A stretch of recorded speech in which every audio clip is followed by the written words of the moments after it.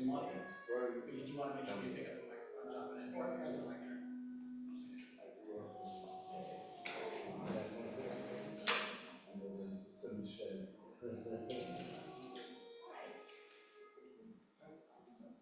Good morning, everyone.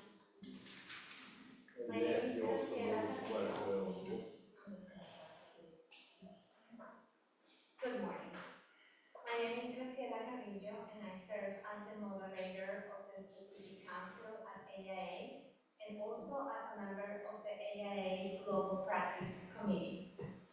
And today, on behalf of the American Institute of Architects, I have the distinct pleasure of welcoming you, our distinguished guests, speakers, and online viewers, to this important United Nations Summit of the Future Action Days side event. I would like to start by extending our gratitude to AIA New York and the Center of Architecture for today's venue and their staff and excellent support.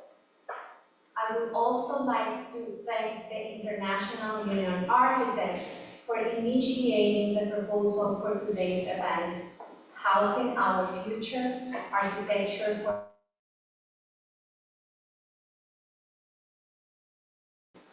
AIA is a network of 98,000 architects in the US and around the world.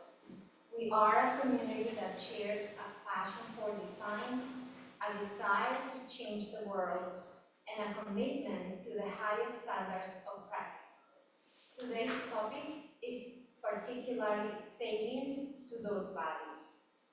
The challenges are familiar across the world.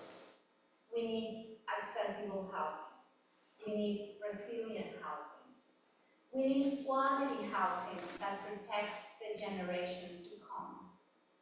As voters in the United States begin to make their voices heard, AIA is calling on policymakers to emphasize the importance of housing nationally. According to the US faces a staggering housing shortage, estimated between 4 to million homes nationwide. We are urging leaders to implement comprehensive approaches that combine federal funding with community-led action to implement housing solutions. Housing policies must integrate responses to the climate emergency, including energy efficiency, adaptive reuse, and materials innovation. For example, in major cities across the country, COVID has dramatically altered commercial real estate, leaving many vacancies. But current restrictions prevent converting these buildings to much-needed residential units, a problem that can be solved by adopting more flexible zoning regulations and also updating building codes. While this call is directed to our next administration and Congress, I look forward to hearing what we can learn from each other in trying to find policy solutions to this complex problem. Through this thoughtful dialogue, I hope we can all take away messages that allow us as architects and built environment professionals to improve upon the work that we do in our practices and that we advocate for in our community, city halls, and capitals. Thank you all for being here today in person and online. And I would like to now welcome to the podium Leão, International Union of Architects Secretary General, who will be serving as today's moderator. Welcome, Rui. Thank you.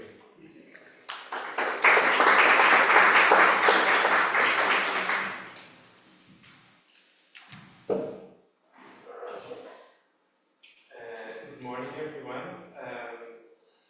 I want to thank, first of all, the AIA and AIA New York for partnering with the UIA to help organize this side event here in New York.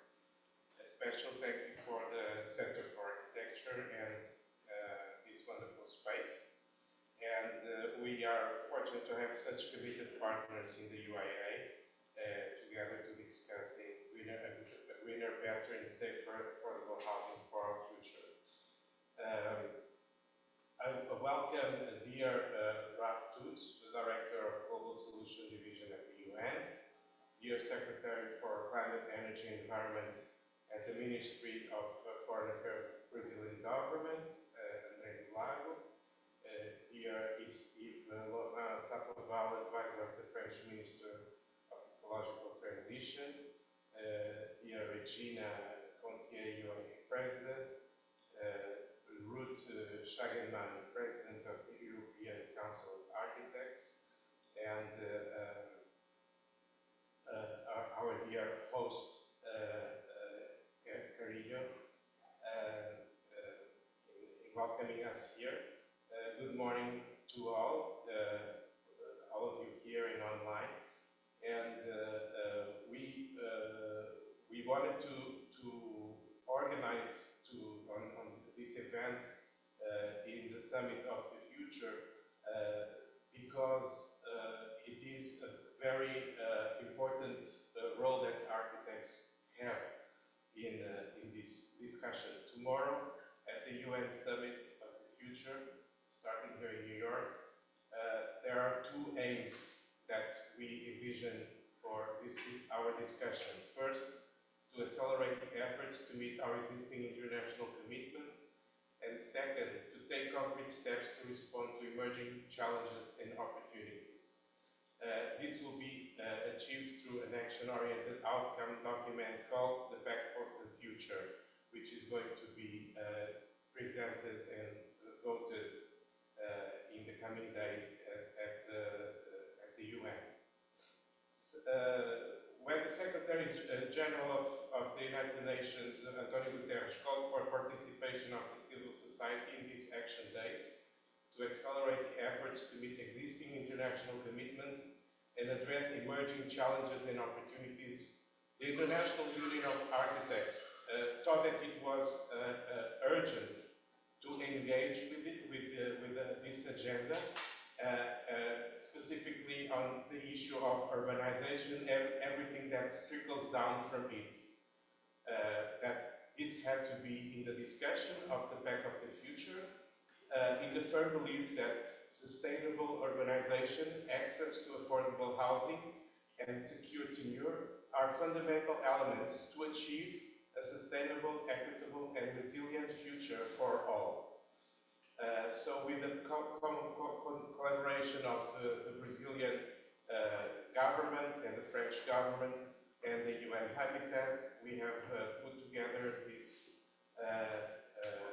representatives from all these organizations for our session today. And with that, I would open the floor and ask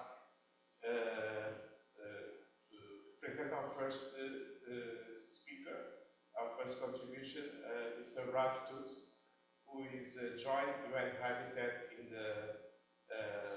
1995, where he had several positions, among them manager of Localizing Agenda 21 program and manager of Cities and Climate Change Initiative. He coordinated the UN Habitat's engagement in formulating the Sustainable Development Goals and led an agency-wide global effort to study city responses to the COVID-19 pandemic.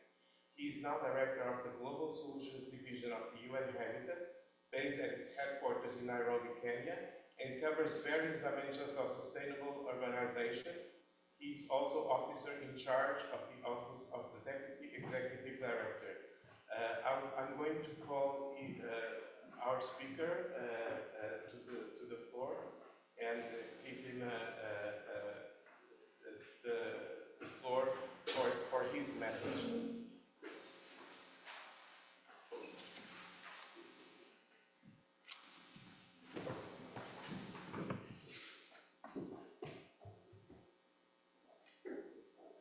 Thank you very much. Thanks for inviting UN Habitat to this, I think, very important event, as we are about to see the content of the Pact for the Future. This is a very important moment. Until yesterday evening, we were still uncertain about how the pact would turn out. There were still some difficulties around it, but I think we are confident that tomorrow there will be a document that will be approved by all member states. And we are happy that this document also includes very strong direct reference to affordable housing and sustainable cities, as well as to the role of local and regional governments in the work of the United Nations. So these are two very, very important paragraphs. It might sound little in a document of 30 pages, but also let's not forget that this agenda is extremely broad. This is an agenda that covers peace and security, it covers digitization, it covers issues of financing of the multilateralism. So it's not surprising that there's only a limited space, but at least there is some space. And this is very important as a hook for the future work of us all. And there is a direct link to housing, a direct link to sustainability in cities, and to the role of local and subnational governments. And the reason why it's so important is that I was, as you mentioned, as the focal point for UN Habitat for the formulation of the Sustainable Development Goals. And we were very pleased to have, at that time, a dedicated goal on cities, on sustainable cities and communities, with 10 targets, which are still valid until 2030. One of these targets is specifically focused on access to affordable housing. Adequate housing is a broader concept. I'll speak a little bit more about that, because I think it's very central to the question that is brought on this event.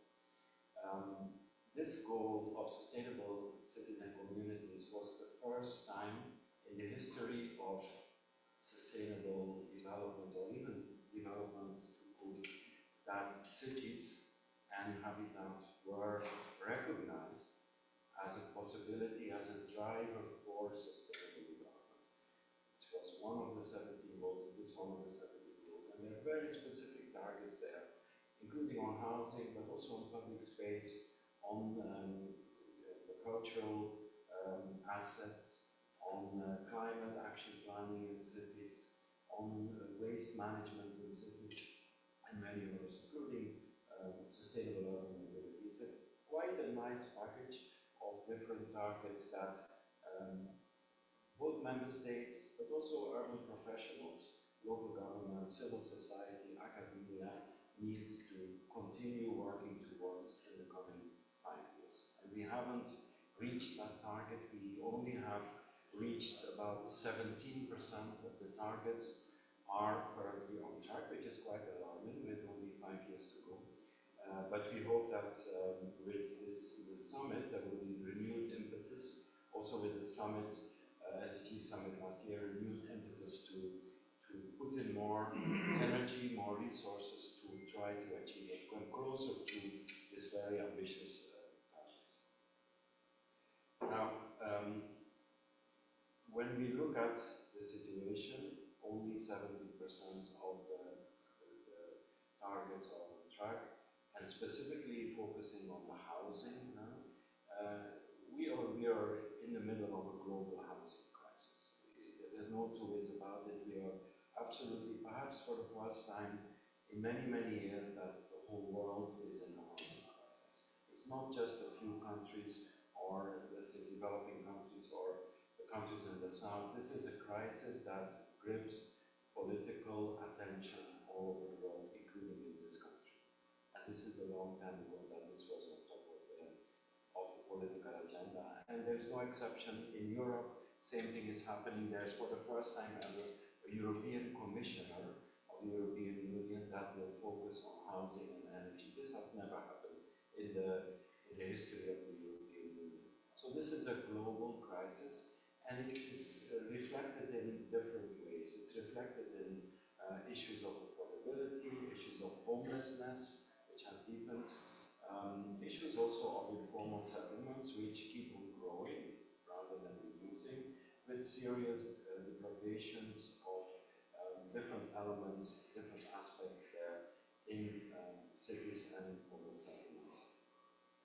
We also see that habitat continues to be a producer of greenhouse gas emissions, that many issues of climate adaptations are playing out in cities, and many urban residents are vulnerable. So this is another very important concern, also related to the waste, related to the production of urban housing. So the situation is not very promising, so that's why we need to put housing at the center of the agenda, continue putting it at the center. And I think this union, the National Union of Architects and the American Union of Architects, can play an important role because of their very broad membership. I don't think there are many professional associations which have such a very broad membership and very active membership. So this for us is a very important vehicle to pass some of these messages about the housing, global housing crisis, about urban sustainability through this membership. Now, one of the, okay, maybe just to say also, it's not an easy topic, it's a complex issue, and we realize that. And maybe the complexity is also one of the reasons why it's not so easy to lift this issue in the global debate.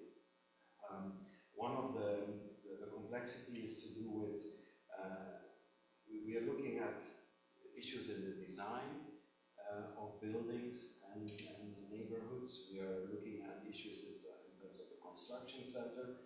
There are issues in the regulations, there are issues related to the land administration. So it's quite complex to bring these different fields together, because you need all these fields to act, to come to solutions that really make the urban fabric a main driver of a more sustainable world. One of the positive aspects that we have seen is that the member states of the United Nations have decided to create an intergovernmental working group on adequate housing. And this is for the first time since Habitat was created. We have now an intergovernmental body that will meet once a year. The first meeting is in Nairobi in December, to look at good practice in terms of achieving more adequate housing. And adequate housing, we define that according to the 7 dimensions that have been agreed upon by member states. That means issues about security of tenure, availability of services and infrastructure, of course, affordability, habitability, accessibility, location, and cultural adequacy. Maybe we should add now an 8th criteria, namely the adaptation to climate change, as a very important element of criteria of adequacy of housing. So member states will now meet, or delegate technical experts to meet once a year to look at good practice, to exchange good practice, but also to recommend policy initiatives, global policy initiatives. Because for the first time, because of the global crisis, there seems to be a willingness to go beyond saying that housing is something that has to be dealt with at the national or the subnational level. There is a global conversation to be held on housing. So we really encourage the members of the national and the American Union association to engage and to look at what this working group is doing, maybe to connect with your own member states, and try to influence also the agenda of these meetings. Because this is still an open sheet. We are just about to finalize the production of all the background documents, the state of the art of housing finance, or for instance, the development finance into housing is currently extremely limited. We are reckoning that only $1.50 per person is being invested in terms of development, that is international development finance that goes to housing in sub-Saharan Africa. These are such small amounts that cannot do anything to counteract the huge issues that we are seeing. So there is a willingness to look at this and hopefully in a couple of years we will see a significant increase of such financing, but also a significant increase of the policy dialogues in different countries and the exchange between countries. And we would like to work together with the International Union of Architects to do this. We have already, Habitat has already a partnership, and we want to deepen this partnership. We have started working on this award, and we would like to again further work on that for the next couple of cycles until 2030. We also would like to, and maybe I will close with that, we would like to invite all of you and encourage you to participate very strongly in the World Urban Forum. We're having the 12th session of the forum in Cairo the first week of November. So 6 weeks from now, there's still time to engage, both in person and virtually, but especially in person, because we are expecting 20,000 people to engage there from different urban professions, and we have more than 500 sessions. So there are sessions focusing on the climate aspects of urbanization, on the social inclusion aspects, on the financial aspects, on the displacement aspects. So it's the broad area of professionals coming together every 2 years in Cairo, and we really hope that this will be an opportunity to further these agendas. I'll leave it here and of course ready to discuss this further in the coming years.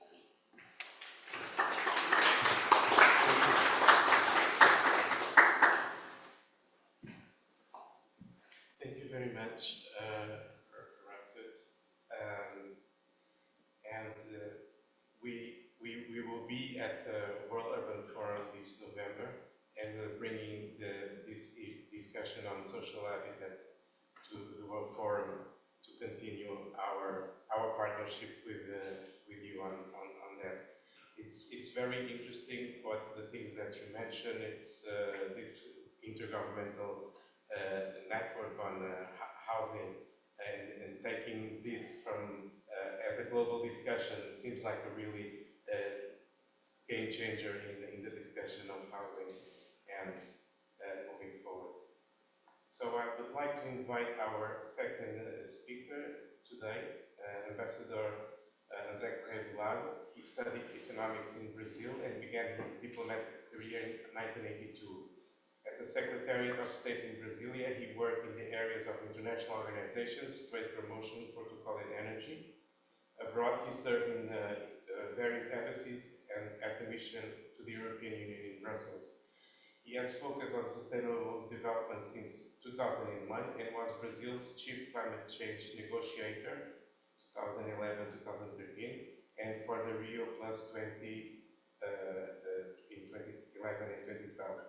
Since 2023, he has served as Secretary for Climate, Energy and Environment at the Ministry of Foreign Affairs. Thank you very much. Welcome.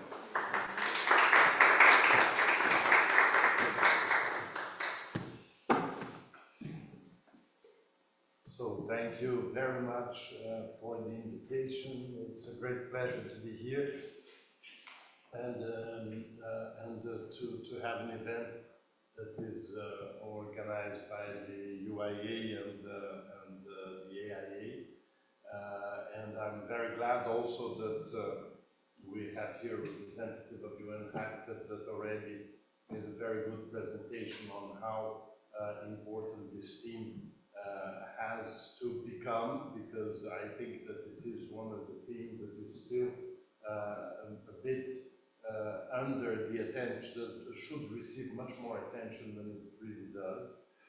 And we're very glad in the Brazilian government that now UN Habitat is headed by a Brazilian, by Ana Cláudia, who I believe is going to give a great dynamism to this moment, and we are already working together, thinking of Belém and COP30, that, as you know, is going to happen in the city, in the Amazon state of Pará, Belém.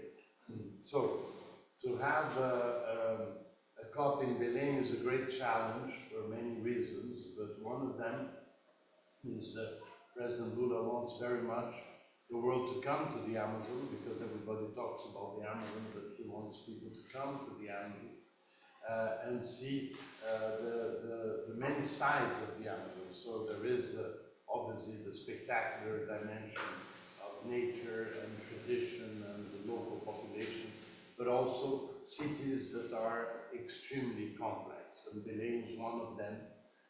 Unfortunately, in the Amazon, we have some of the worst social indicators in Brazil, and many things linked to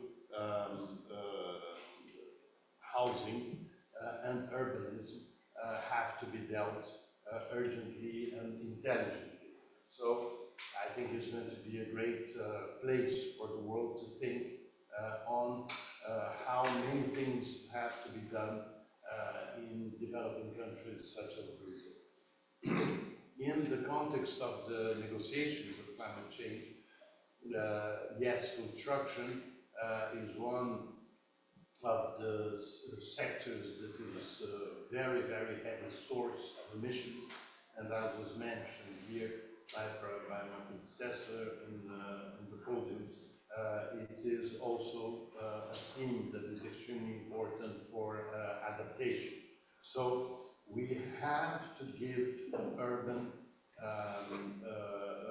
and construction aspects more attention when we talk about climate change, and Brazil wants very much to do it, not only under the negotiations, but also in the action agenda when we intend to have urban issues and involve mayors in a much more intense way.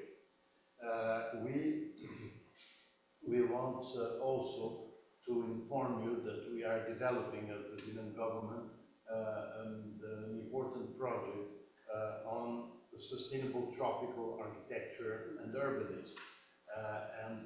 We have as curators two very respected Brazilian architects and curators. One is Fernando Serapião, who is the editor of the wonderful Brazilian magazine called Monolito, and also Marcelo Rosenbaum. Marcelo Rosenbaum is an excellent architect that works very much with indigenous and local populations in the Amazon, and who one of his projects won a few years ago the Royal Institute of British Architects Prize for Best Building in the World, which is a school in Tocantins. So what we're going to develop with them is a survey of solutions for tropical cities, because many of the sustainable solutions that we have been seeing in architecture are very much related to other kinds of climate and another level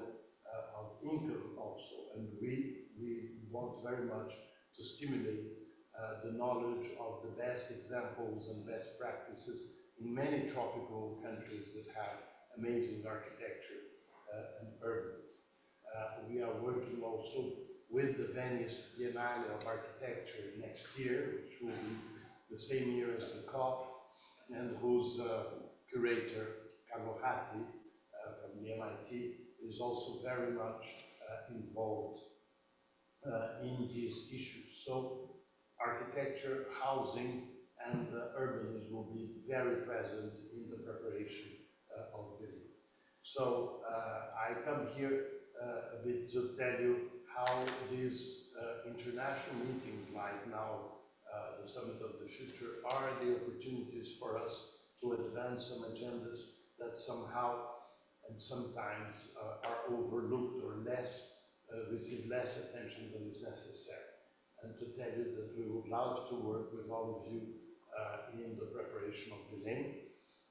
We believe there is such a variety of solutions, and we see that very much in Brazil, where, as you know, informal urbanism, informal construction is also one of the great challenges. You need very different solutions depending on the circumstances, on the regions, even inside larger countries like Brazil or India or Indonesia. You need very different solutions according to the circumstance and the local. So I would like to tell you government is very excited that this event today is happening. We thank very much for the invitation and be absolutely sure that this theme will be a central theme in the day. Thank you very much.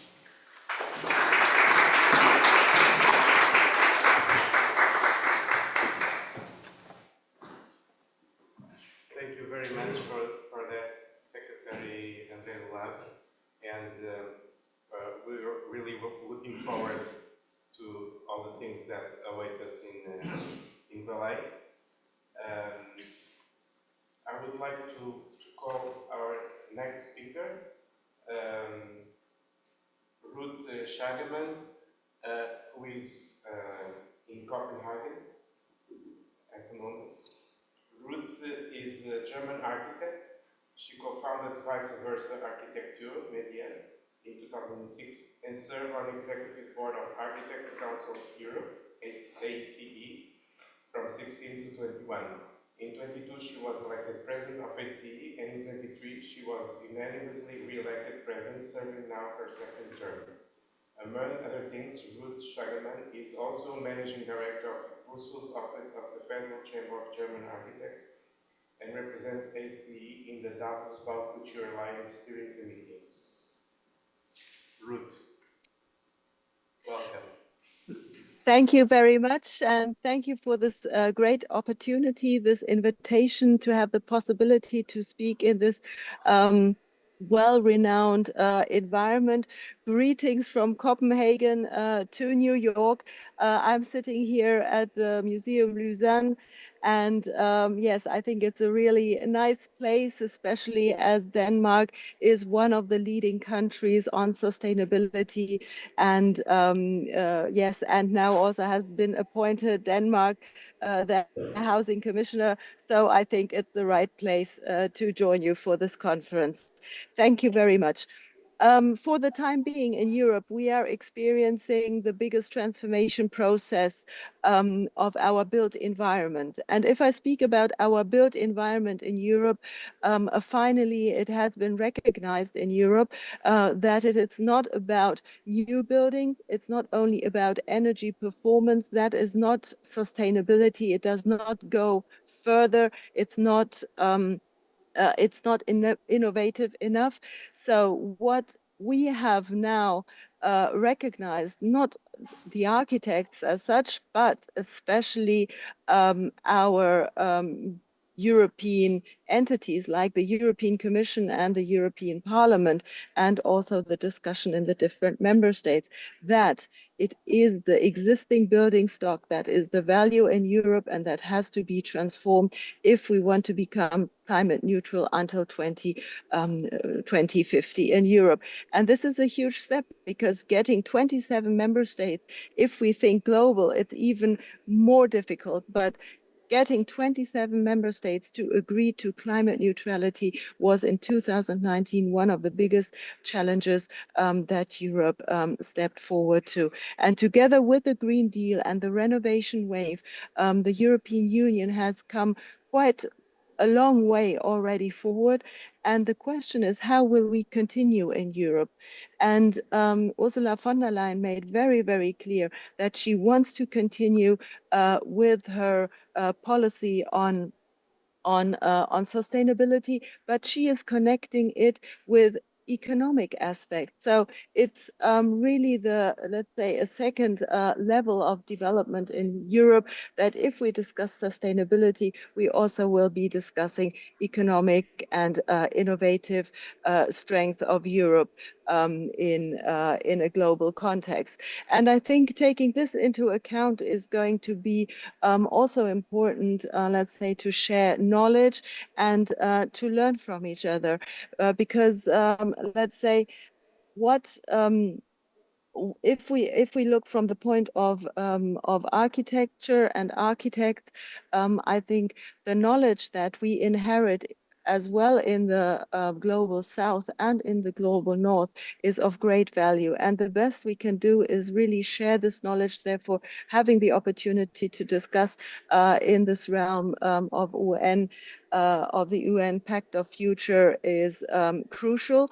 And it's not only crucial because we learn from each other, but we can also see how legislation has to be developed. What can legislation do? Can legislation form a part or be a driver for sustainability? And we now don't only think about sustainability in the old context. For example, with the new European Bauhaus in Europe, we also finally recognize that sustainability is also connected to beauty. We are speaking about the quality of our built environment and the change of our built environment. And this can be done on different levels. What is important is that we share the common values. And what could be a common value? A common value is that it is important that we have the participatory element, that we take into consideration what the people need. So it's not about ruling over, it's really listening about to the people and listening what are their needs, and develop this into urban planning, transfer it into urban planning, and to let's say a sustainable development towards quality, towards beauty, and also towards inclusiveness, and also sustainability as a third element. So I think this full package is important. And if we look at the steps that Ursula von der Leyen is taking, looking now more in particular into housing, it has become very, very clear that a national, let's say, objective in Europe, housing is a national let's say a national the member states have let's say the obligation to care about it, but they are not in need to listen to the European Union. Nevertheless, Ursula von der Leyen says no, we have a major concern across the bloc. We see that we have a crisis not only in singular member states of Europe, but it is a European crisis. It has been named also as a global crisis. And if we take that into consideration, lots of cities in Europe like Lisbon, Berlin, and Amsterdam really protested. So the people are really asking for affordable housing. And if we look at the affordable housing issue, it has to be also very clear that we need quality. We need quality in affordable housing, and this is possible. There are great examples where we can really learn from each other and see how the access for low and middle income households are aligned. So if we keep in mind, architects and urban planners play an important role. It's not only as for architecture as single object, it's really about the urban development, it's about the urban transformation in the cities and in the rural areas. We have to look at the full context. And thirdly, sustainability should not be thought on its own. It's always in connectivity also with economic policy, and this should be, in my opinion, connected closely. And overall, we should never forget the people. The people live in cities. We live in cities. We need cities and also rural areas where we can raise our families, where everyone has a feeling of safety and also of identity. And therefore, the cultural aspect plays an important role, because cultural taking care of the cultural aspect in this holistic approach is creating identity in our cities. And I liked it. I'm not sure who said it at the beginning. You never have one solution for everyone. It is really about singular solutions and learning from each other.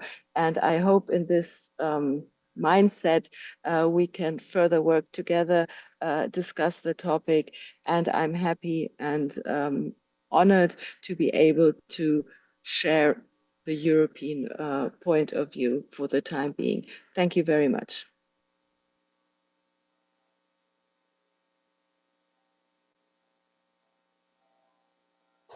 Thank you very much, Ruth, for sharing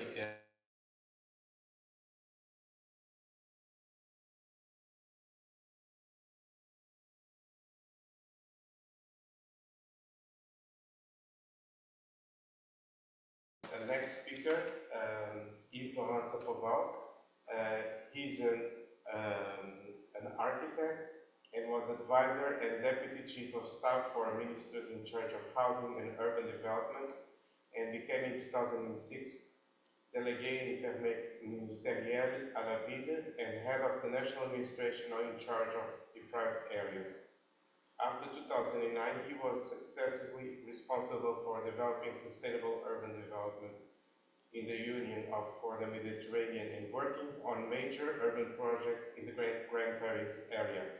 He is now a high-level expert advisor to the Director of Housing, Urban Planning and Landscapes within the DGALN at the French Ministry of Ecological Transition. Welcome, Yves-Laurent. Good morning from here in New York. Good afternoon to you in Paris. Thank you. Hello. It's a pity that I can't be there, and we are saving lots of GHG not going to New York, but in the meantime, we don't have the pleasure to share this moment with you. I'm sure that Ruth is feeling the same. We feel very lonely where we are, and we'd like to be sharing this moment with you, but well, anyway.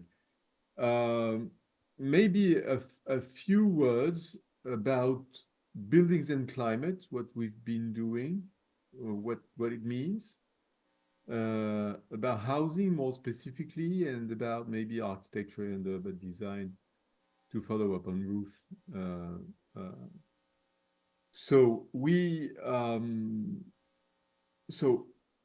Before, let me tell you a little bit of the story that is happening at the global level. Before COP21, buildings and climate were not very much in relation. Despite buildings being nearly a third of GHG emissions and an enormous elephant in the room, nobody was really taking this as an important part, just at the level it deserved.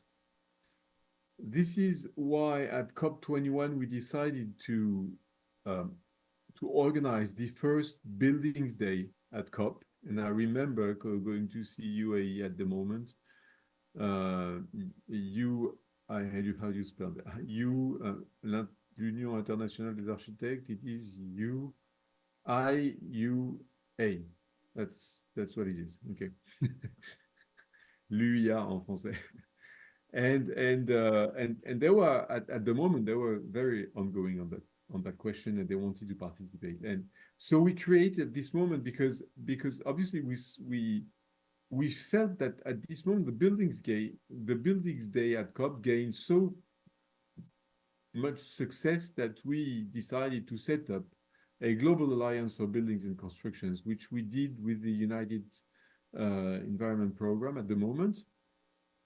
It is now Global ABC, globalabc.org if you want to have a look at what it is. And it's still working well with I think it's 219 members, most of them W's, organization of professionals, companies, and countries. I think we have 49 countries actively participating to this Global Alliance for Buildings and Construction, and this is a global forum for the buildings, for the building sector, and it's issuing each global status report. It is we help countries in developing roadmaps for decarbonization and resilience of the building sector, and etc.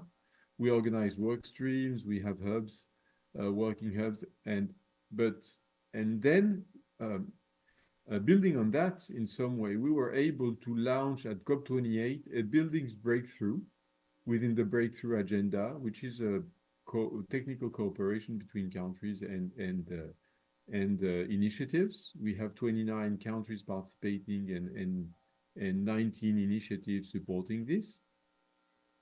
And to gain on this momentum, we finally decided to organize the first Buildings and Climate Global Forum in Paris in 2024, in March this year, which one of the outcomes of this being the Déclaration de Chaillot, and also few supporting declaration, one of them being made by the architects, engagement of the architects to take more into account the climate question and to work as much as possible on the climate question when designing buildings. So the question of buildings and climate is a growing movement. I think we are here having really a momentum, and now I think nobody can really ignore the fact that buildings is really a very big part of the climate question, not only being one of the major emitter, but as you know, one of the major very much exposed to climate risks. But of course, it's not easy because buildings is an enormous question. Real estate is nearly 60% of global wealth of what we all possess. It's building sector is between 11 and 13% of the global GDP. It's 7% of the workforce. It is an enormous question. So the shift is really not the transition is really a heavy thing to manage. Now, if we get to housing that is, I don't know, maybe 60 or 70% of the buildings. Of course, we have very, very different situations in the north, like in the OECD country. Let's say that 80% of what will be built in 2050 is already built, but it's exactly the opposite in the non-OECD countries. Southern countries have a lot to do, and this, of course, is a major issue. And housing within this is a major question because, as you said, housing is really the place where we need to. It's really the tricky question. We see it in France because we are trying to have this renovation policy and a renovation policy as in Europe more globally. I mean, we are hardly working. We are putting lots of money. We need not only money, but also support of any kind to be able to renovate housing. But it's really complicated, and it's truly complicated. It's not complicated for bad reasons. It's complicated for good reasons. People have small apartments, so if you want to put, you know that if you want to put 20 centimeters of insulation within a small apartment, not only you lose space, but you lose value for your apartment. I personally renovated my house. It's not a very big house. It's a 120 square meters into the suburbs of Paris. I've put an insulation, and then what happens? I've lost 30, let's say 30,000 euros just in value of square meters in my house. So it's not. I mean, it's a lot. Not only the cost of insulation and the works, but the cost of I mean the difference of use that you have. So it's really tricky question. And in the south, it is also a tricky question because people need housing. And if you say to someone that a house that would be fit for climate is going to cost 10% more than someone who has a need for 10,000 houses, he will only be able to build 9,000 houses. This means that 1,000 household is going to stay out of housing. So it's a real question. So we definitely need to work on that, and to have affordable, adequate housing is a real challenge at the world level, a true one. This is also why I think we have some political momentum too. With Kenya and many other countries, we defended a resolution on adequate housing at the last General Assembly of UN Habitat. We are going to organize a ministerial meeting an informal ministerial meeting at the World Urban Forum on this question. And I think the new ED of UN Habitat is very concerned about housing. From what I see, the strategy for next year is going to be very much focused on housing, which is a good thing. And of course, as Ruth said, we have a new commissioner that is in charge of housing in Europe. So it means that everybody in some way, everybody understands that housing is a real question, and we are working with the G7 on the urban part, the urban under the G7 on the urban question, and everybody's talking about housing. United States, UK, every country of the G7 is talking about housing. Different questions, different levels, but it is truly a question that is getting really on the front of the global preoccupation. And I think it's perfectly fair. I mean, we've been trying to do this for years, and now it's happening, so it's a very good thing. It's not a simple thing, though. That's what we said. So in terms of architecture, of course, architecture and design are key to this. Not only because it's well-being, not only because it has to be, to me, from the beginning, sustainability is beautiful. And it is something that is, I mean, I know some of you lost some dear persons. From the dear persons, sometimes they leave things. We have lots of things. I mean, my grandfather died, and he had lots of things. The only things I wanted to keep were the beautiful things that he had. So the rest, what is not beautiful, is just something you get rid of, and something that is beautiful, whatever it is, you keep it. And it's exactly the same for buildings. So of course, the question of beauty, and I think the new European Bauhaus is really a breakthrough at this regard, is something very important. And harmony, of course. So design is key, and also design is key because it's only passive solutions that are the more effective, to be true. And passive solutions, you get them through design. You don't get passive solutions through industrial solutions, like people think. People still think that they are going, for example, to change the energy or to offset the energy source, and then that the buildings will be decarbonated. But it's not true. The first energy you gain is the energy you don't use, and this is the added value of architecture. Passive solution, architecture is the only way for passive solutions. Architecture and urban design are the only way for passive solution. Not only that, architecture is also able to find concrete solutions that don't have to be costly. And in the southern country, it's very important that we use in some ways that we learn from the architectural techniques that are traditional or for low tech when they are relevant. And this is of course something that usually the architects defend, because the solution is not going to be technical.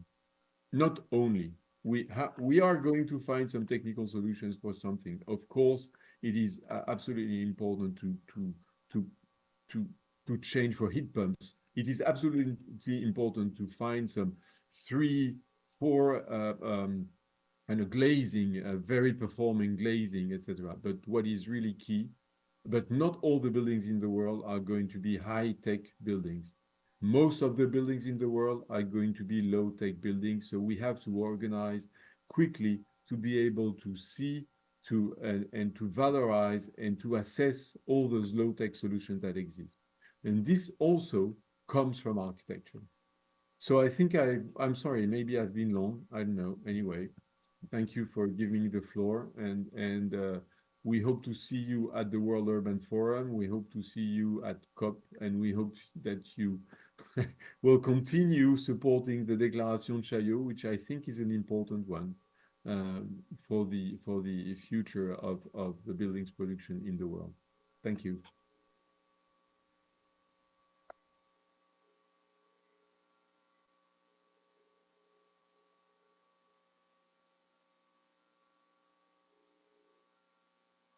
Speakers, Ruth and Yves-Laurent, for bringing in the discussion the different challenges between the global south and the developed countries, specifically in the issues of affordable housing and the different discussion and the different challenges that it represents for these different contexts. With that, I would like to present our last speaker of the session, Regina Gonthier, our UIA president. Regina is a Swiss architect, practicing architecture and co-owner of an architecture practice in Bern. She has been visiting professor of architecture at ETH Zurich and has served on expert councils for architecture and urban planning in several Swiss cities. She has served as president of the Swiss Conference of Architects, CSA, from 2008 to 2023, as co-director of the UIA International Competitions Commission from 2015 to 2023, and as elected president of the International Union of Architects from July 2023 on a 3-year period. Welcome.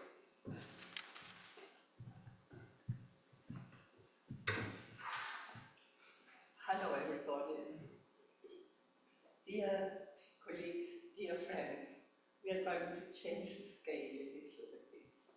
The UIA welcomes the renewed international commitment and the actions proposed in the Pact for the Future, but we are falling short on action. Our common agenda is compromised. Only 17% of the SDG goal pledges are on track to be achieved. A new international consensus towards a sustainable future is now critical.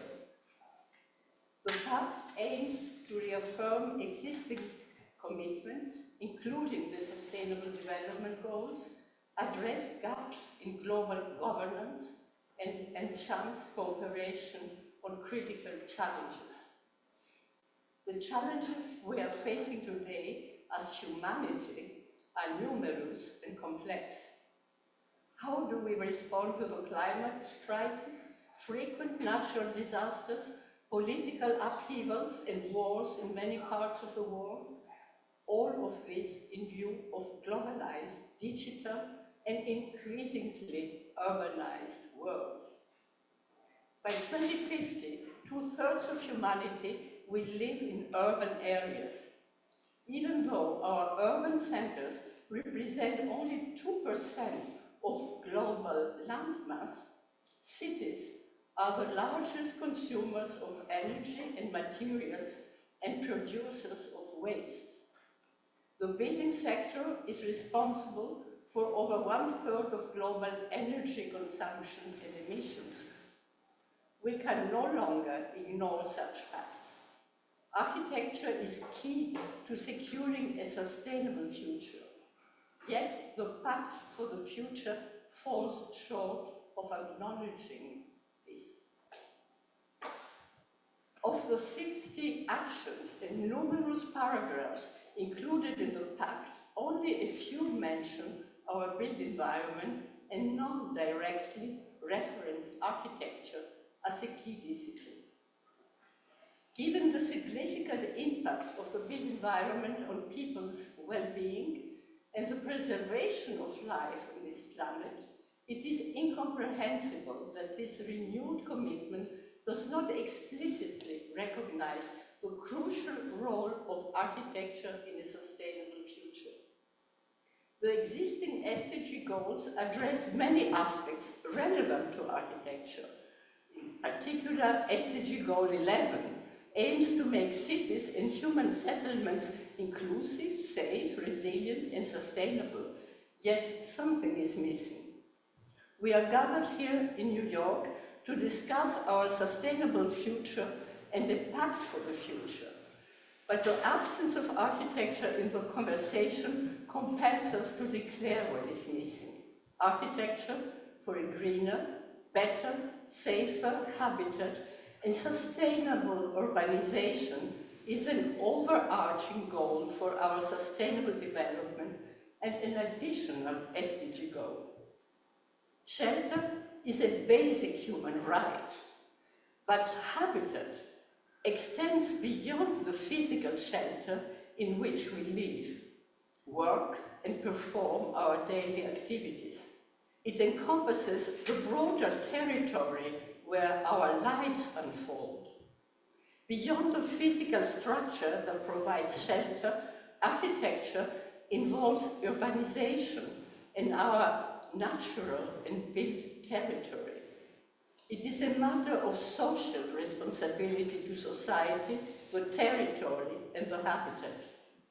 This habitat is being severely threatened by environmental, social, and economic imbalances, which also jeopardize our relation with nature, biodiversity, and humanity itself.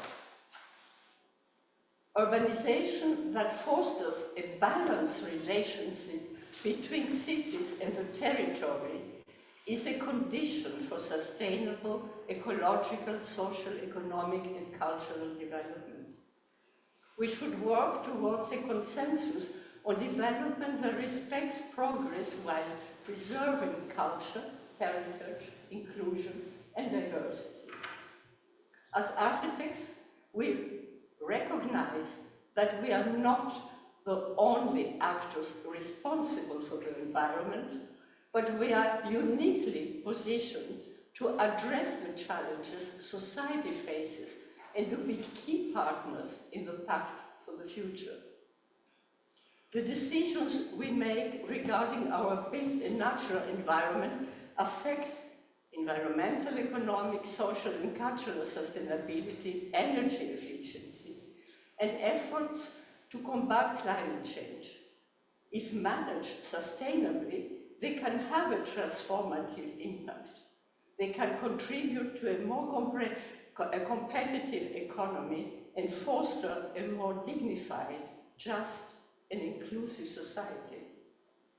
We want to draw attention to these realities and urge all parties to acknowledge that sustainable urbanization and the role of architecture within it must be prioritized if a sustainable future is to be possible.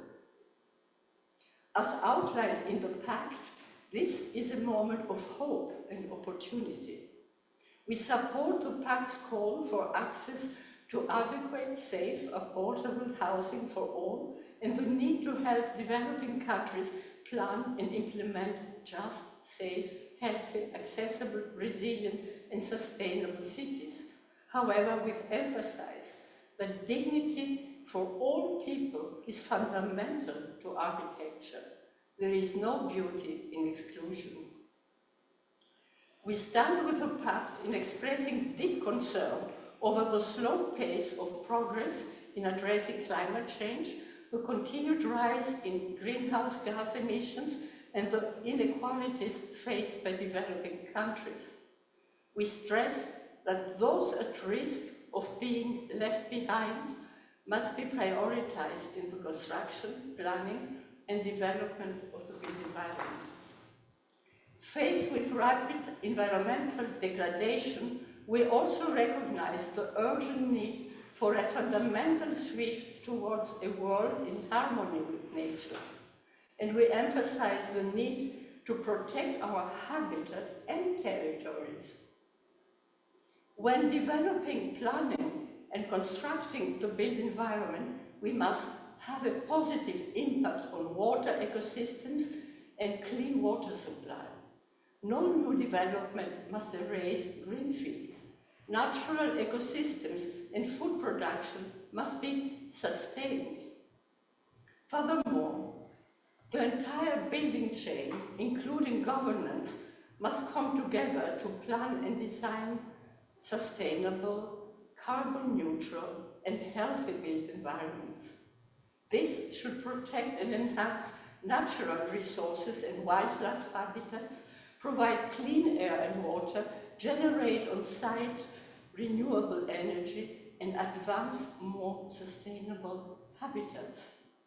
And last but not least, we emphasize the urgent need for high-quality Baukultur, as my colleague Ruth Schagemann mentioned before, which places culture at the center of creating sustainable and vibrant communities with a better quality of life and well-being for all. It is imperative that we chart a new course, one defined by innovation and sustainability.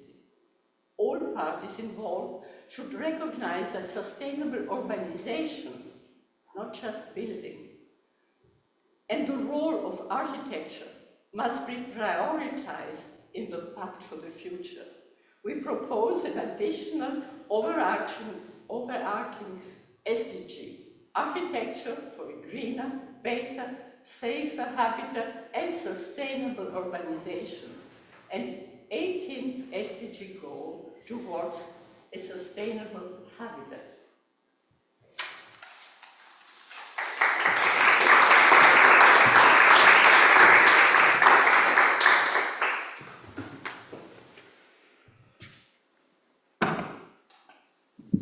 Thank you, Regina, for that message and all those points on priorities for an affordable, sustainable, equitable future. I would like to, before moving on, just to remind everyone in the room, we have some snacks, so when we wrap up, please don't leave, so we can all share the food. I would like to invite our guests here. I don't know if Ruth and Yves are still with us. I don't see their picture. They're here? Okay. Yes. Could you? We are here. Okay, great.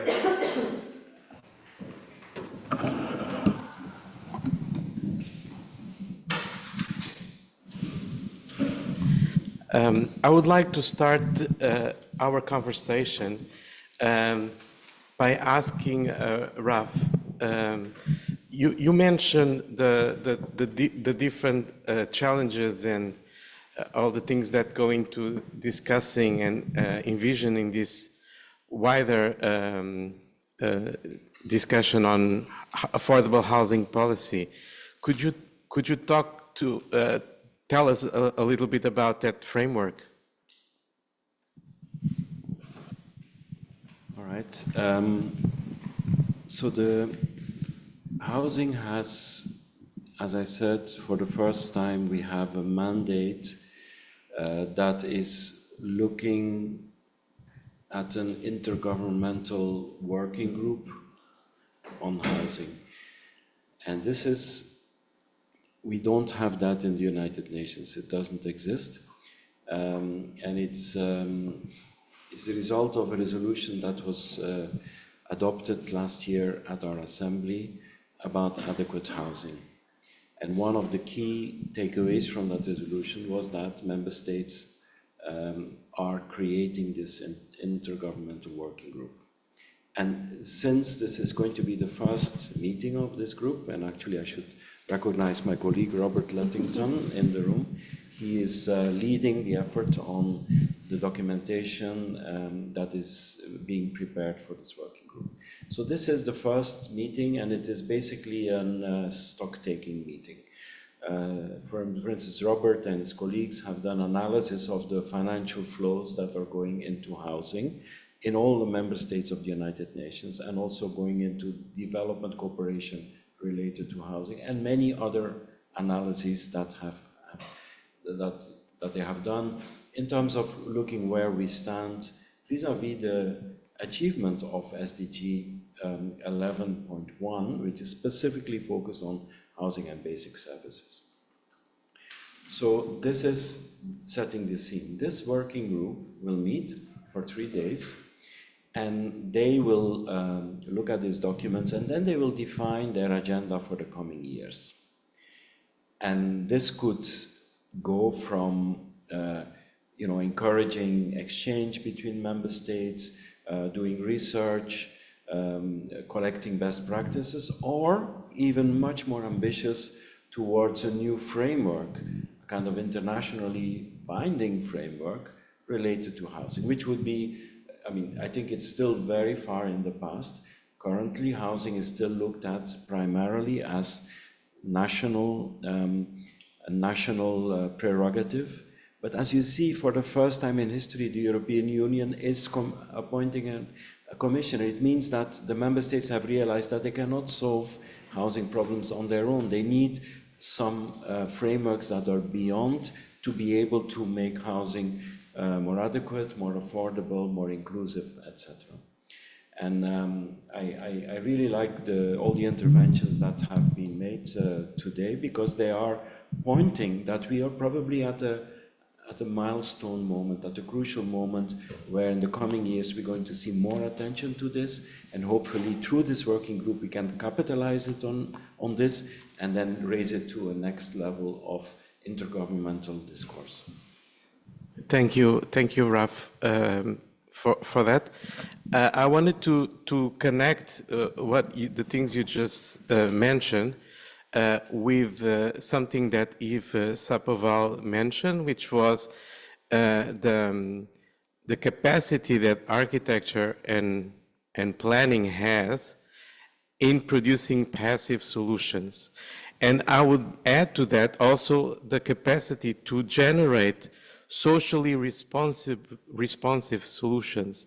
And I think that identifying these capacities as physical qualities that architecture can produce and which are not identified in the SDGs directly is probably one step towards this identifying these as indicators of significant response that is achievable through the architectural practice, and which in many cases, at least in my personal experience in China, there's a lot of policy that forbids you to implement this policy, and it's really difficult to countervent because it's a battle that architects have to do against the policy in place.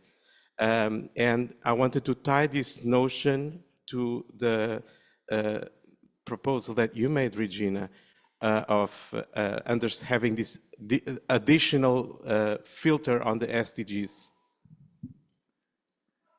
Well, of course, habitat is a central and crucial part of what we have to do. But, you know, my first question is, okay, and where do we build this? That is why I'm talking about the territory.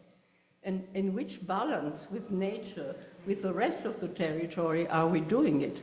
So it is like, that's why I said we are changing scale. I mean, of course we have to solve that. And Yves-Laurent went even more specific with the forum that he organized in Paris.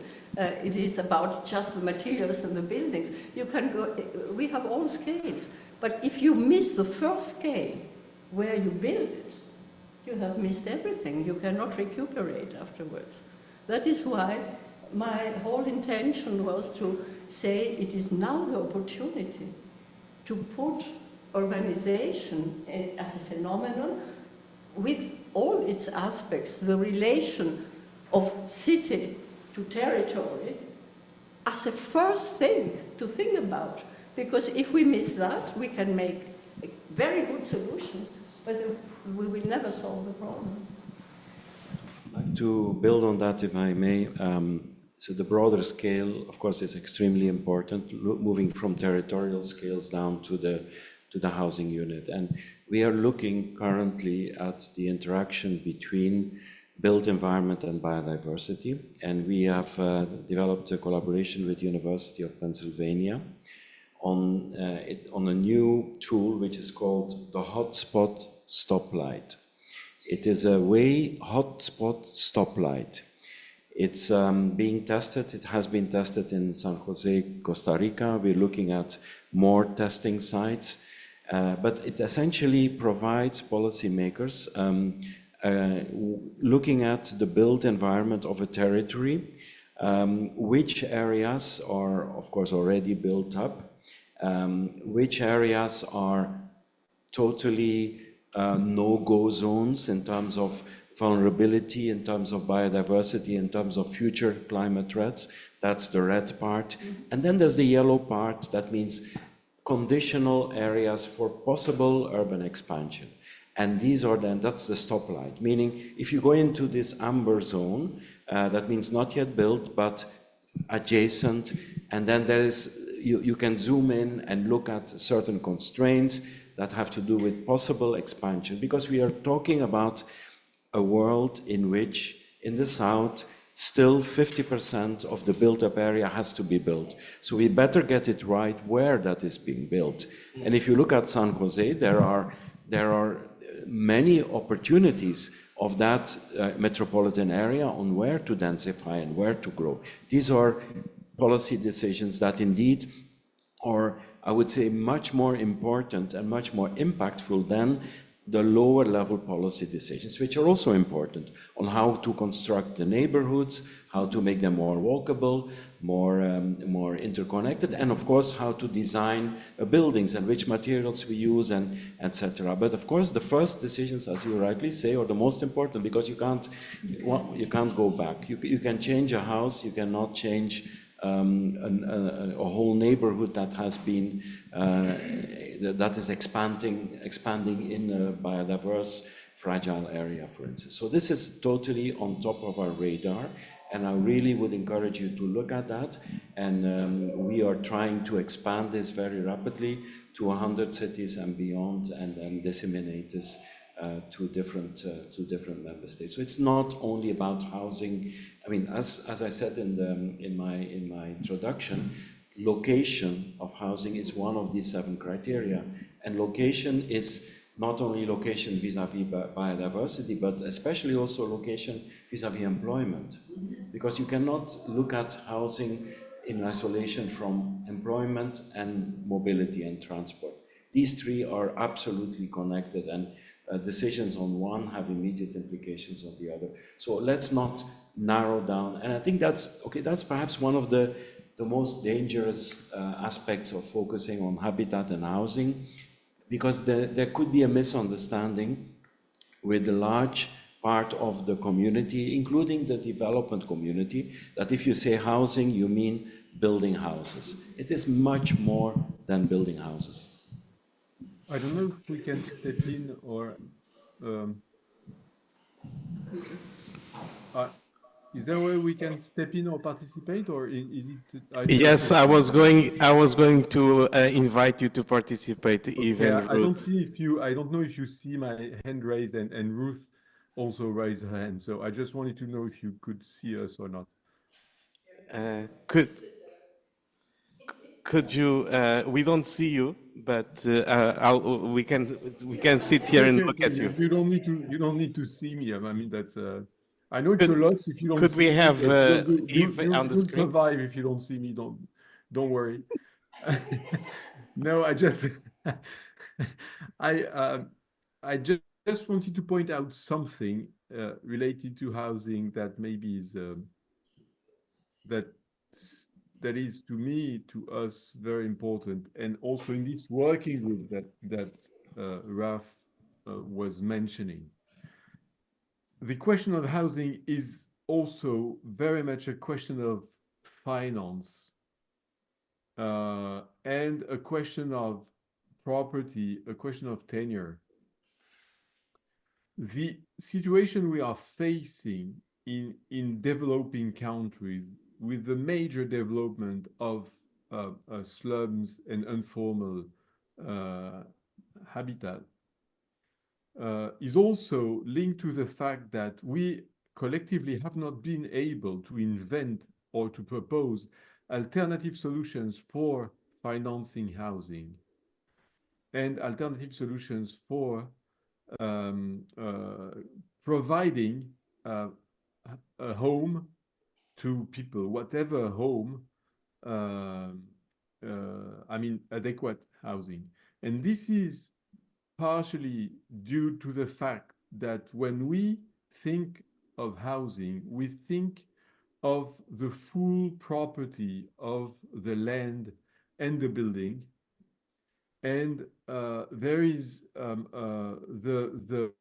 for example, the rental regulation of the rental housing has been something that has been a little left apart, and also some innovative solutions like splitting the land property from the buildings property is a way that we are experimenting in France. It's been a long time.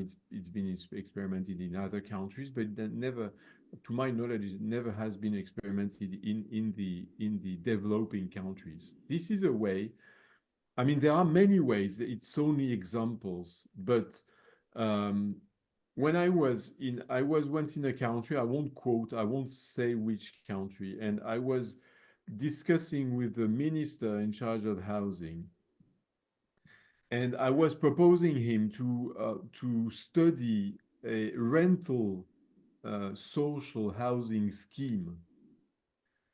Try to evaluate if it was feasible in his country to have not social housing that wouldn't be the property of the household, but it would be rental. And he told me that rental housing doesn't interest anybody. Nobody wants to rent a house. That it was something that they didn't want to discuss.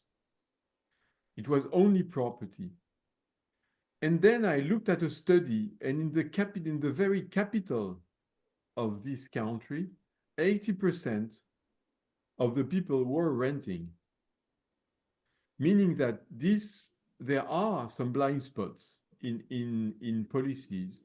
And I think one of the interests of this working group will be to try to put in light these blind spots and try to find some solutions, and mostly financial solutions to unlock the question of housing in developing countries. Over.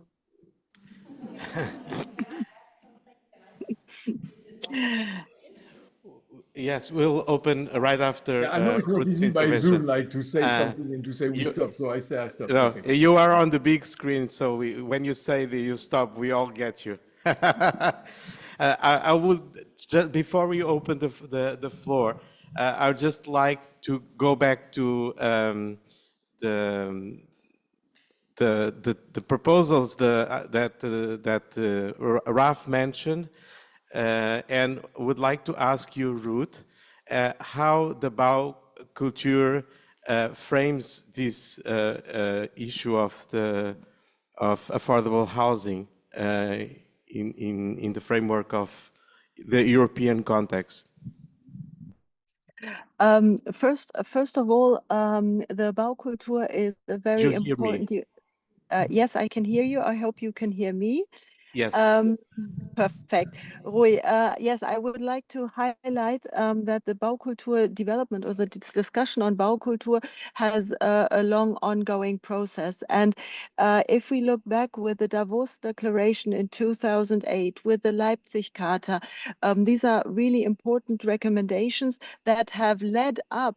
And I think this is really crucial. It has led up that the European policymakers, in this case, the European Council, requests that the European Commission should take care of our built environment in a holistic approach. And this includes housing, meaning it's not, let's say, something that we as architects or urban planners are asking for. The European Council is asking for it. And this is basically the highest political level that we have in Europe. And thinking of that such an initiative has led towards decision makers to take it on board. This would be something that I would wish for more countries globally, that there is this acceptance that the holistic approach has an important role in policy making. And this is one major topic. And the second is, I think I mentioned that we have to learn from each other, and we can learn from each other. And I would like to give a second example, adding to what Yves said. I think what is going to be also important is the qualified to use tools, and it has been mentioned also in the discussion, qualified land use plans or integrated urban development concepts, because it takes into consideration social, economic, and ecological development. And why am I highlighting the qualified land use plan, because it is important that these definitions in these plans are binding. They should be binding statements for every other planning development like building plan, etc., which then goes into smaller scale, so that it is very clear where do we have residential areas, where do we have commercial areas, green spaces, transport areas, agricultural land, and how is it connected then also to nature conservation, and I think conservation, and I think that's really crucial to take into account these different tools that exist in different countries, and I presume that discussing it globally will get even more rich and more diverse, seeing what works in different countries and how can we support each other with knowledge. Thank you, Ruth. I would like to, on behalf of the UIA, Raf Tuts, and also I think of my colleagues, the European Council of Architects and the Global Alliance, just to refer or recommend that we would love to be observing members in your intergovernmental affordable housing platform when that becomes possible. With that, I would like to open the floor. We have a question? Well, my name is Yves-Laurent. I'm a Danish architect practicing here in New York. And I practice in high-end residential, and there's not a lot of chance for sustainability, but I'm working on something on a small Danish island. I think what I thought about that came up in speaking about really what is the financial models for housing. I mean, in 100 years, we have fourfold the population of the world. So we were 1.9 100 years ago, and we're about 8. I'm talking 1.9 billion. We're now about soon 8 billion. This has never happened on this planet before, so it's an extreme population growth. So of course, the question becomes that where do we have wilderness and where do we have urban or suburban sprawl, and where do we have the cities, and how big can our cities get? And therefore I agree it's a huge discussion about urbanization, but it also about what do we leave left for growing our food and for actually having a nature experience, because we're more people than, we're a lot of people. And we are very, we spread like, wildfire. So right now. And, but what I think about here is that it's come up lately in the conversations also with these, the millenniums, that ownership of housing.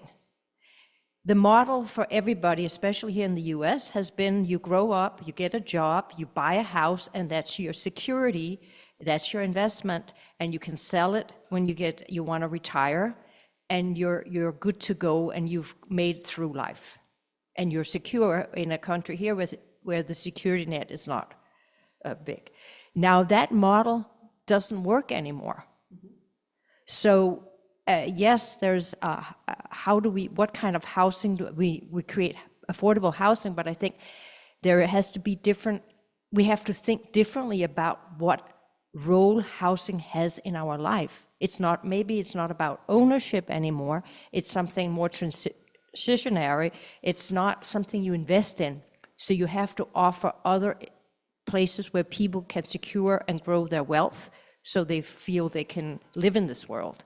And maybe housing is just a place you sleep and live and have a good life, but it's much more mobile in the sense of how long you stay each place. So I think in that whole conversation, we have to change how we maybe think about the belonging to a space. If there's any comments on that. I think that's a wonderful statement you just made, and I think all of you want to say something about that. Yes, perhaps. 22, we had a forum in Madrid, a UIA, International Unions of Architects Forum, specific on housing. So perhaps it would be interesting for you to see, because I think that it is available, you know, there are many results of that have been available. It was global, you could have experiences from different countries. That is just perhaps as a source. But what I wanted to say is, yes, of course, one of the biggest problems of housing is that it is exploited as real estate. Let's start at the beginning. And this is a problem that leads to financial complications in different ways in the different countries. But there exist models that are practiced of cooperative owning, that you have a part, you know, of a development, and we have this in Zurich, for instance, that they are 100 years old. It is interesting, and they're rebuilding, you know, because the buildings were old, so they're making excellent projects of new possible life. There exists this, but what I wanted to say is not that. It is that we should never forget that the problem of housing, and also, especially in France, social housing, is the problem of identification. The kind of things that are provided for the socially weak people, they cannot identify with. And there are many reasons why. And, you know, this creates also a whole group of people that are just assisted, that they are passively there. They have a shelter, but they don't identify. That doesn't produce quality. What is important is, in all things, and that is where we are, there are economists that can help us, but where we are responsible as architects is to find how to make habitat that people identify with, whether they stay all their life, whether they are owners or not. That is what is important. And what I was amazed, and perhaps you can help us, I was not aware that there are so many thousands of new cities built today out of nothing, in the middle of the desert, in the middle of anywhere. And our responsibility as architects, when we want to have all this quality and well-being and things, is we must make places and shelters where people can identify with. And this is I mean, in Europe we have this very, very sensitive eye for heritage. You know, the cities have been growing from historical, we have lots of that. But we must, and that gives some identity, not always a good one, but it gives identity. That is why also tourists love to go to these cities. But the thing is, how do we create today cities? It's apparently we need to create new cities that are not only sustainable, but where people feel well, where they can identify. And it goes again from the big scale to the small scale. So I think this is the criterion where we as architects can contribute. The other models, they exist. We just can look up at them and further develop them. But the big problem is the price of your plot. I mean, what is your plot worth? I mean, at the moment that you commercialize the plot in any part of the world, you have a basic starting problem also for urban planning. Thank you, Regina. Raf Tuts. Yes, please. One was just to say, quite quickly, you'd asked about the observer status question. All organizations that are accredited to ECOSOC will have the right to be observers at the Housing Working Group, so that is automatic. Related to that, we've been asked to set up an adequate housing platform, which is very much in its sort of very earliest stages. In fact, Yves-Laurent and the French government are a key supporter in developing that. We would like to look at that not simply as a kind of digital portal and database. We want to look at it as a genuine platform for engagement with partners. We tried to push during the adoption of the resolution for wider expert input and things like that. A few member states were very, very resistant to that because they didn't feel that they could control it adequately. So we will be looking for other ways to get that kind of input, but it is very welcome. I agree with a lot of the points that have been made, and I'm not going to try and respond. I'm also responsible for land as well as the housing working group. I think the Special Rapporteur on Adequate Housing recently said in Geneva, there is no way that you will ever solve housing issues unless you solve land problems. It's just not possible. I would stress, though, one thing that I think is kind of implicit in what some people have been saying, but I think needs to be brought out all the time as explicit. Housing doesn't work project by project, house by house. It works as an overall system. It's an ecosystem within a city. And each economic section of a housing system has a knock-on impact. So if you build a lot of housing in very low income, and you don't do anything about middle-class housing, you'll find middle-class people moving into your low-income housing and changing the pressures and the dynamics. So you have to think about it as a system. And that needs, you have policy and scale. And just in closing, I mean, I don't mean to raise this to be negative, but just to give a quote. This is a GA resolution.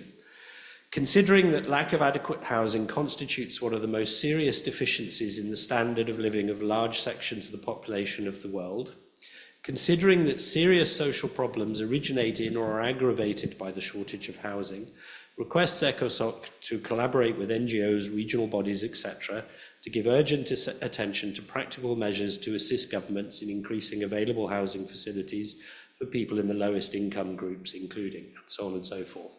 Almost exactly what we're saying now. That was 1952. 70 years ago, we were saying this is what we need to do, and we still are trying to do it. That is what we hope we can start to use the housing working group to change, to say, let's really get serious about this. Because there are a lot of issues. I agree the economic situation is profound. The climate situation is exacerbating the underlying weaknesses of the system. But in a number of countries, particularly in the poorest, we still haven't got over the post-independence legacy of just massive discrimination. Huge sections of the population that the state is just kind of, that's not our problem. And that is fundamentally against the idea of a right to adequate housing. And that's why we need to take that rights-based approach and say shelter is the top priority. Housing is predominantly for shelter. We can look at other factors in how we deliver shelter, but it must be a shelter-first approach. Thank you. Thank you so much. We should talk of habitat. Yes. Thank you. So my name is Lola Ibrahim. I'm an architect from Nigeria, and I would just like to jump on what she said about maybe owning a house is not really the model to go. So I own a property, and I've been calculating. The rent I will get on that property in the next 20 years will not be equivalent to what I invested in buying the property. So what's the way to go? Should I sell and reinvest the money in something else? That's one. The second thing is I'm a consultant on affordable housing in 5 states in Nigeria. If you're familiar with Nigeria, you know Nigeria is really big. And it is called affordable housing for low-income earners. Now, the fact is that the houses are meant for cannot afford those houses. It is called affordable housing for low-income earners. But these are people, he mentioned post-pandemic, their level of income, their source of income is not as great as before the pandemic. So that means that their purchasing power has been greatly affected. Now, how do they afford those houses? And shelter, you just said it, that shelter is it's dignity for all. So if you don't have the house, how do you think about sending your children to school? How do you think about earning an income to feed? How do you think about clothing? You're basically left naked. So I'd like to just add to the working committee that there is a need for them, especially for African countries, to make sure that governments are held accountable. Taking care of the huge population of low income and middle class should be a priority for those African countries who have the resources to do that. In fact, if it is possible to subsidize housing, they should do it, because now we're building affordable housing that is not affordable. That's my contribution. Can I just yes, sure. Very small, I promise, very I absolutely agree with what you're saying, but I think there's one particular point that I want to pick up there, which is the political problem that we have with the term affordable at the moment. Under the international definition of adequate housing, it is very clear what affordable means. Affordable is related to what the person who needs the house can afford. It is a question of housing costs. As Habitat, we would prefer it to include the actual cost of the house, as well as the cost of utilities, as well as cost of associated transport for how you get from your house to your work, because that brings in the location dimension. And it is relative to your disposable income. If it is over 30% of your disposable income, then you are into unaffordable territory. But what we are seeing in a lot of states is a whole mass of definitions of affordable that have nothing to do with that at all. I won't name the origins, but some cities we've seen affordable housing is anything that is more than 10% below the average market rate. Has nothing to do with whether people can afford to pay it. It could still be millions, but if it's below the average market rate. In another country, we've seen state subsidies for affordable housing going to the most expensive apartment categories on the logic that building more units increases supply, and increasing supply makes housing more affordable, so therefore we can subsidize the most expensive housing. That's not affordable housing, and it's got nothing to do with the basic concept. There was a recent article in The Economist that said in the UK their plan to add 1.5 million units will have less than a 1% impact on rental prices. It's not unit supply that does that, and we must focus on affordability being relative to the person's income and the access to the service, which then does bring in subsidies, supply-side subsidies, demand-side subsidies, all kinds of other things, and we have to get into where does the money come from and be realistic. But there are a lot of ways that, particularly on the land side and others, where you can push on the cost as well, if you don't allow that real estate to go too far down the speculation channel. Sorry, thank you. Thank you for that. Christine, please. Just very briefly, I appreciate, this isn't turned on, but I appreciate everything I've heard today. And I should introduce myself. I'm Christine Boyer, and this doesn't work. No, it's for the online. It's working. Oh, okay, sorry. I'm Christine Boyer, and I am a professor of urbanism and have been for many decades. I now teach at Princeton University School of Architecture. I have insisted on teaching urbanism to architects from the beginning of my career. And I've heard nothing about the platform of changing the pedagogy of the design professions. And that does not mean just architecture, it means landscape architecture, it means material designers, it means those who design these beautiful door handles and so on. It means a totally complex issue of pedagogical reform, because everything that I have been working for, and you are also at the intergovernmental relations, I understand, but you've got to include a platform that, and maybe you already do and you just haven't talked about it today, but a platform that will reach down to the pedagogy of these issues, because everything you're talking about is, we have certification and we impose a green technology course on everybody in their education. That is not sufficient for what needs to happen. So I just want to plead to change scales and also put in your platform a call for the pedagogical, because if architects are not really trained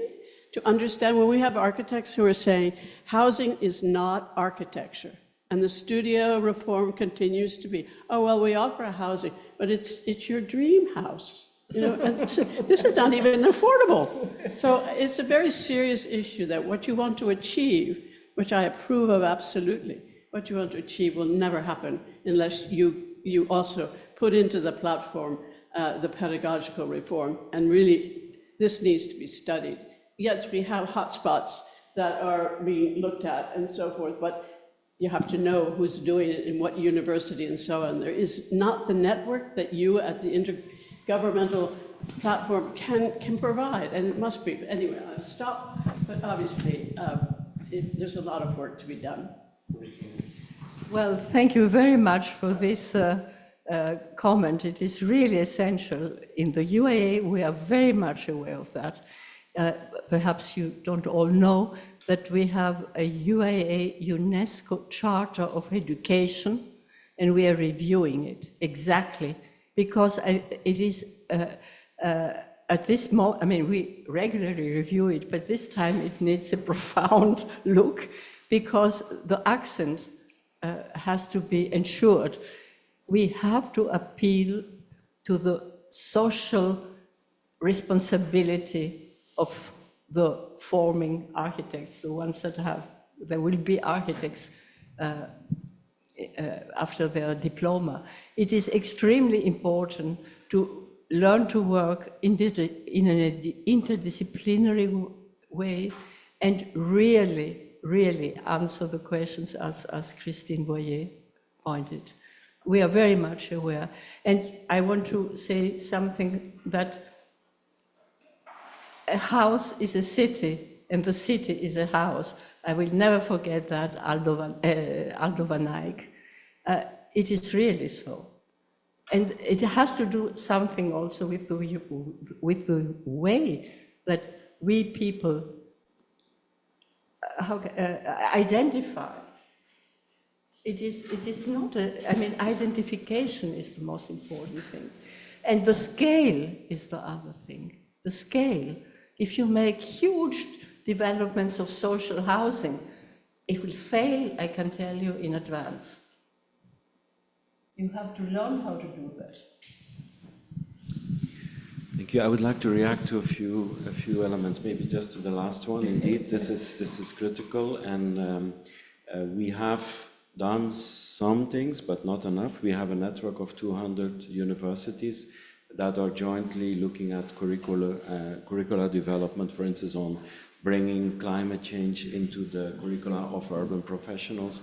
So there is some progress, but much more should be done and can be done. Our new executive director, from the moment that she came into office, she has expressed her interest to try to influence the research agendas of institutes that are dealing with urbanism and housing. So that's another route to stimulate this work. There was a comment on new cities, and I just want to, I don't know if you're aware about the dozens of millions of vacant houses that are in many countries. And I just name a few: Mexico, Turkey, China, Iran, and there are many others. And we talk in each of these of like 100,000s of houses that have been built much too far from any employment, maybe 30, 40 kilometers from urban centers where there was employment, and they just simply empty. So really major mistakes have been made by countries by looking just only at cheap available land as a critical element and forgetting about the whole integration of these things. Finally, you ended, Regina, your intervention about this new overarching SDG on architecture. I just want to a little bit the perspective, because of course the SDGs have been approved in 2015. From 2027 there will be discussions about what's next, the after 2030. So in fact in the Pact for the Future there is already a hook to say from 27 member states will have to now question, was this the good choice of 17? Should we totally abandon this? Should we continue, or with more or with less goals? Now my lesson from being at the forefront of promoting SDG 11 was that we, at a certain moment, there were proposals for 26 goals. It went down to 17 goals. For instance, culture was one of these 26. Energy was one of the 26, and they did not make it to the 17. So you see it was not easy to get there. If culture and energy did not make it, in fact, there was an attempt to move down from 17 to 11, and definitely sustainable citizen community would have been dropped out. There were member states that say this is simply, it's unwieldy, it cannot work. So we need to be careful how we are phrasing this integration of a new goal. Is it not better to say that SDG 11 has worked partially, but it could be done better. There are other elements that we're missing. We should reinforce that goal and redefine it and so forth. I think that stands a better chance of success than saying we need a different goal that now looks at architecture. I think we need to think about more integration and revision than adding new goals. And the SDG as a cycle in itself. Yeah. That is probably a more realistic way of approaching it. It is just to make it more clear what is missing. So it seems like a good opportunity for me to sort of plug the book. I had the pleasure of introducing a woman called Mina Hassman, who is SOM's Director of Sustainability, gave us a lecture. I'm from the RIBA. A few days ago, actually, about her. She's taken the 17 SDGs and all of the global policies around development and created an incredible matrix with chapters that kind of bring it all together as a climate guide for architects. And so I just want to plug that as the RIBA's climate guide, and it's an incredible piece of documentation on a global level with 30 case studies from around the world that they're the best exemplars of how those 17 goals have been achieved in real building terms recently, and it's going to be added to over the years, because at the moment it's focused in certain geographical locations, because not all geographical locations can meet those guidelines. But so it's a very interesting and useful document, and she's an incredible resource. Thank you for that.